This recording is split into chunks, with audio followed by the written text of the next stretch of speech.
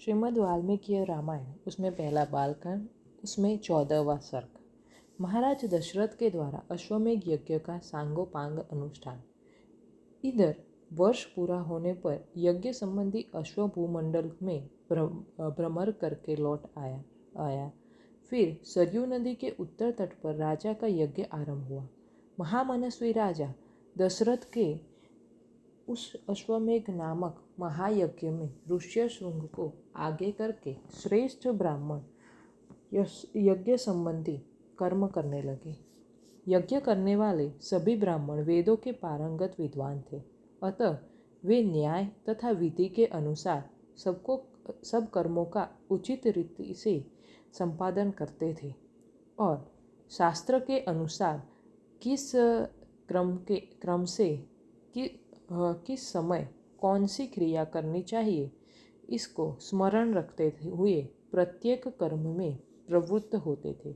ब्राह्मणों ने प्रवज्ञ अश्वमेघ के अंगभूग कर्म विशेष का शास्त्र यानी कि विधि, मीमांसा और कल्पसूत्र के अनुसार संपादन करके उस उपसद नामक इष्टि विशेष का अभी शास्त्र के अनुसार ही अनुष्ठान किया।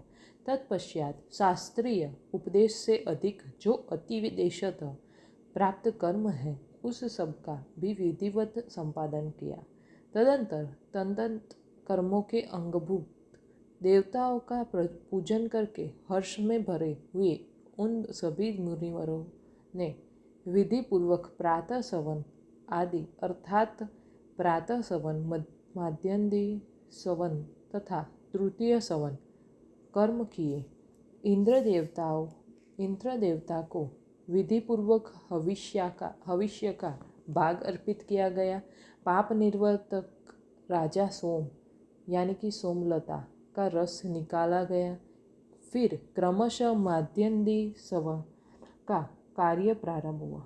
तत्पश्चात उन श्रेष्ठ ब्राह्मणों ने शास्त्र से देखभाल कर मनस्वी राजा दशरथ के तृतीय सवन कर्म का भी विधिवत संपादन किया। ऋष्यशृंग आदि महर्षियों ने वहाँ अभ्यास काल में सीखे गए अक्षरों से युक्त स्वर और वर्ण से संपन्न मंत्रों द्वारा इंद्र आदि श्रेष्ठ देवताओं का आवाहन किया। मधुर एवं मनोरम समागम के लय में न गाए हुए आह्यान मंत्रों द्वारा देवताओं का आवाहन करके होताओं ने उन्हें उनके योग्य हविष्य के भाग समर्पित किए। उस यज्ञ में कोई अयोग्य अथवा विपरीत आहुति नहीं पड़ी, कहीं कोई भूल नहीं हुई।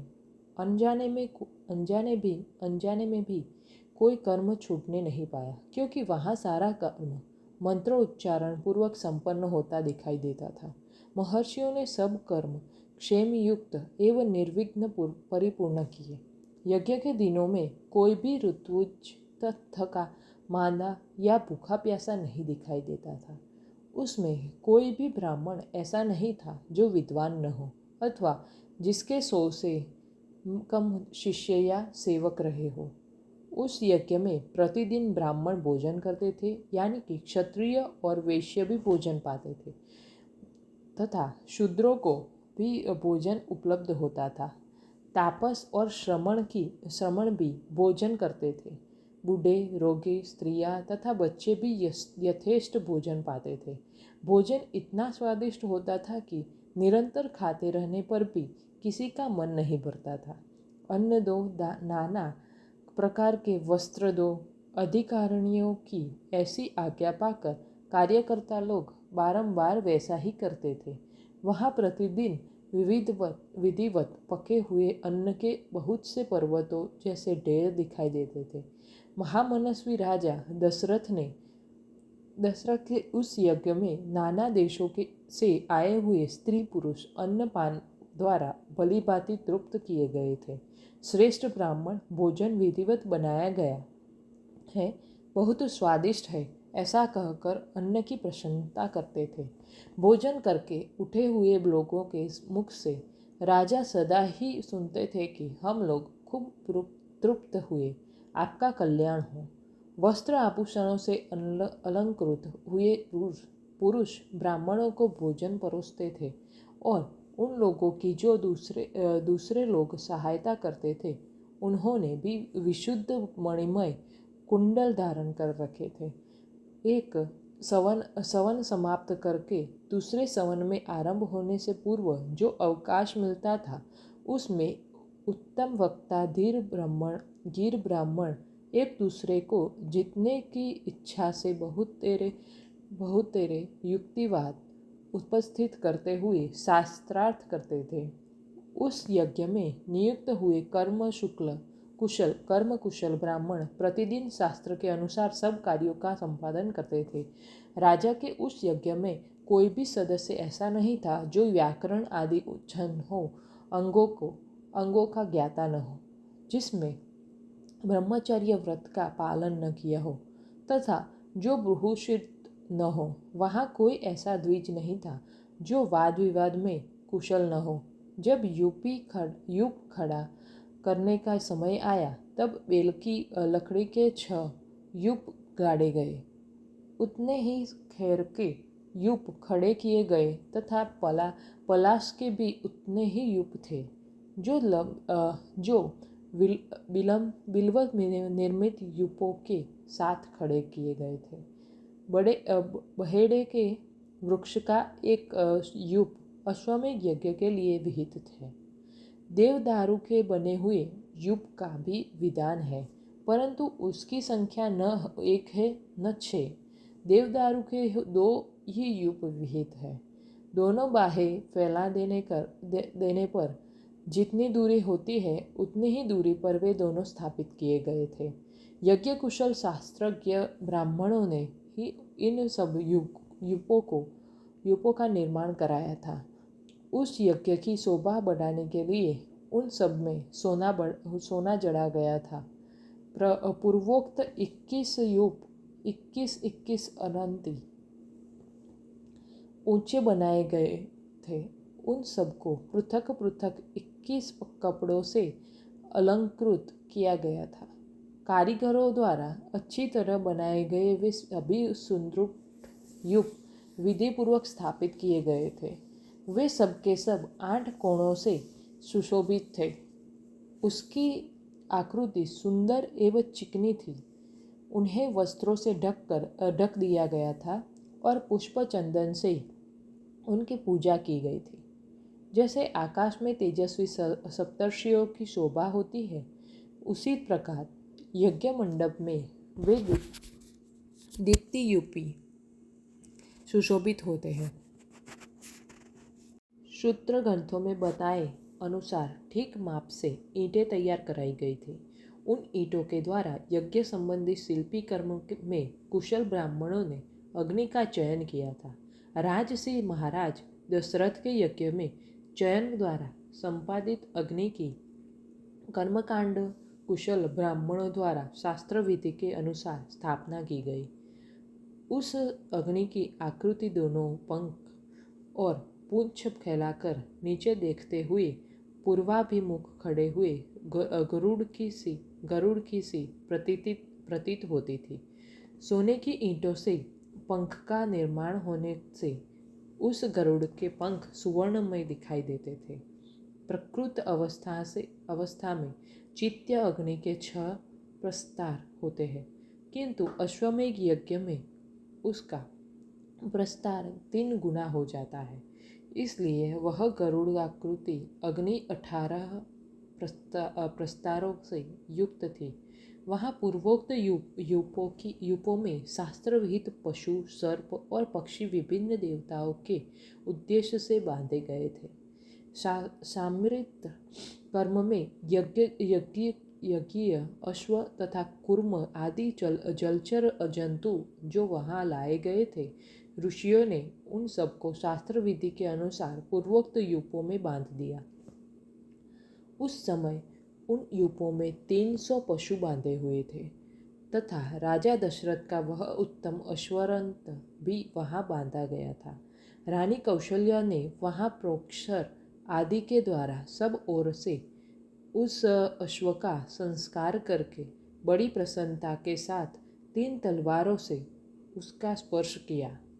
तदंतर कौशल्या देवी ने सुस्थिर चित्त से धर्म पालन की इच्छा रखकर उस अश्व के निकट एक रात निवास किया।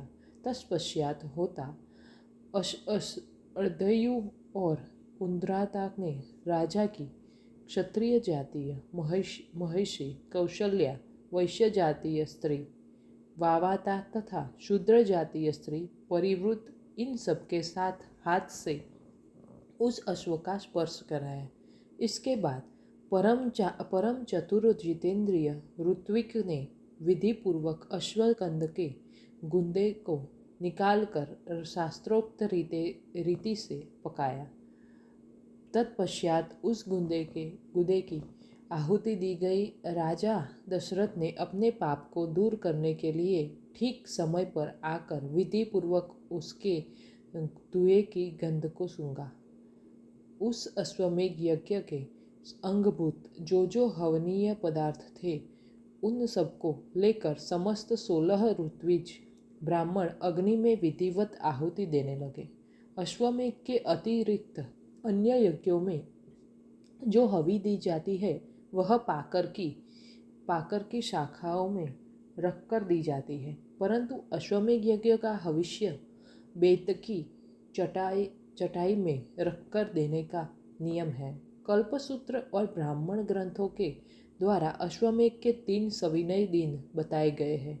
उनमें से प्रथम दिन जो सवन होता है उसे चतुष्टय यानी कि अग्निष्टोम कहा गया है। द्वितीय दिवस साध्य सवन को उत्थ्य नाम दिया गया है तथा तीसरे दिन जिस सवन का अनुष्ठान होता है उसे अतिरात्र कहते हैं।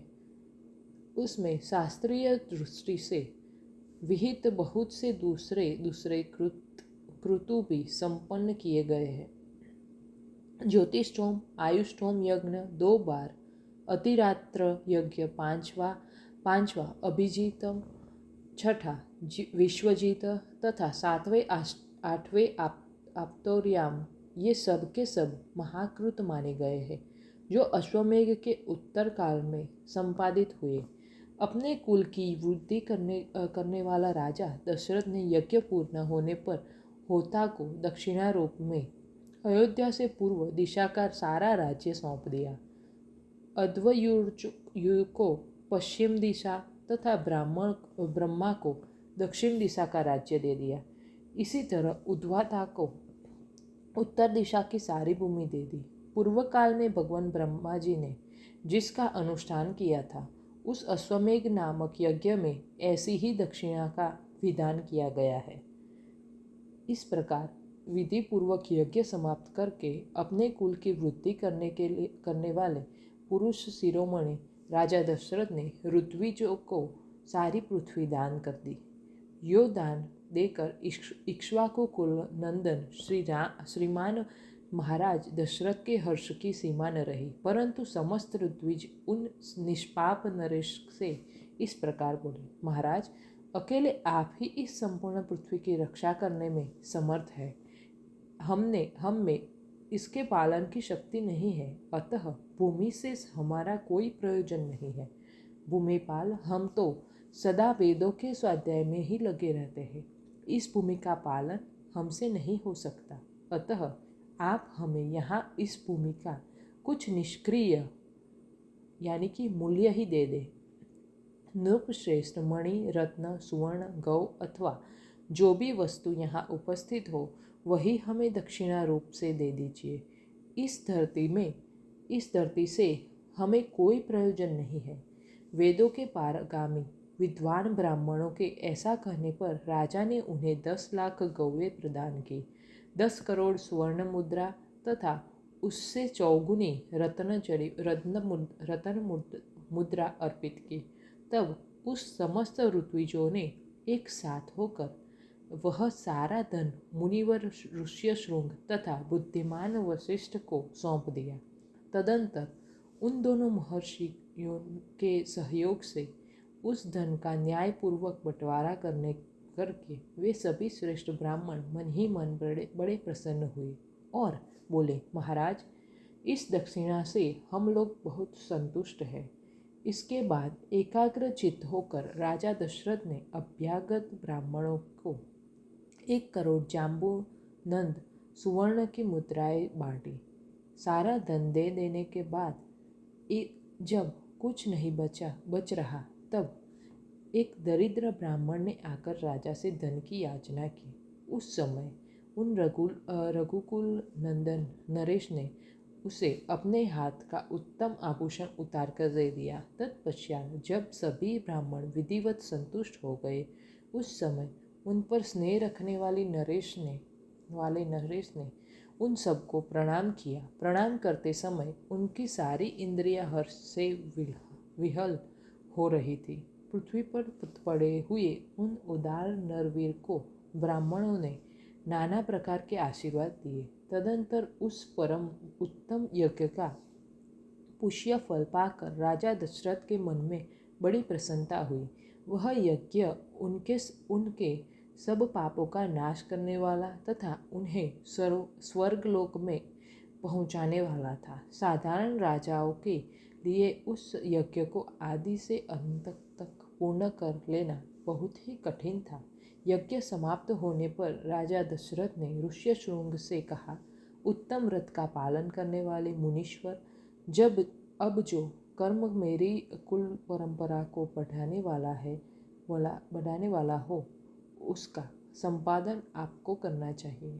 तब द्विज श्रेष्ठ ऋष्यशृंग तथास्तु कहकर राजा से बोले, राजन, आपके 4 पुत्र होंगे जो इस कुल के भार को वहन करने में समर्थ होंगे।